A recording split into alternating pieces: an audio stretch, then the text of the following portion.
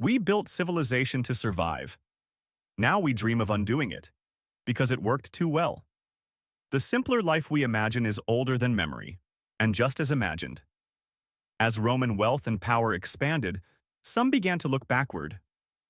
Philosophers like Lucretius pictured early life as easier, freer, untouched by greed and ambition. But history tells a different story. Even in the smallest groups, the man with the best spear held more status, and others schemed to take it. Civilization didn't create those instincts. It just gave them a larger stage. The Roman longing for simplicity wasn't really about ease. It was about shrinking life down, just enough to feel manageable again. Centuries later, Rousseau revived the same idea. He argued that civilization corrupted natural man, layering instincts with artificial needs. He envisioned a life without property to defend, no reputation to protect, no masters to serve. But the man he imagined stood apart from the realities of early life. Humans survived in groups. Without cooperation, in hunting, defense, or raising children, no individual would have lasted long. How do you think one man alone would have fared against a mammoth? Freedom, as Rousseau described it, depended on isolation. But isolation was never an option for survival. Civilizations changed. The accusations didn't.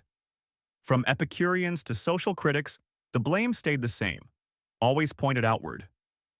Rousseau wasn't describing early humans. He was imagining a different creature entirely.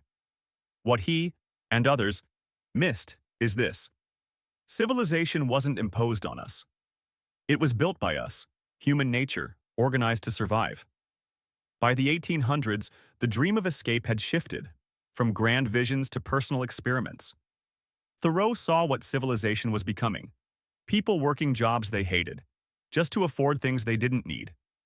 Endless routines, social expectations, a life on rails. The mass of men lead lives of quiet desperation. It was a sharp diagnosis, but not a universal one. For many, those routines brought stability. What Thoreau saw as despair, others might have seen as dignity, feeding families, building lives through hard work. He walked to the edge of town, built a cabin on a friend's land by Walden Pond, grew beans, wrote essays, tried to live simply.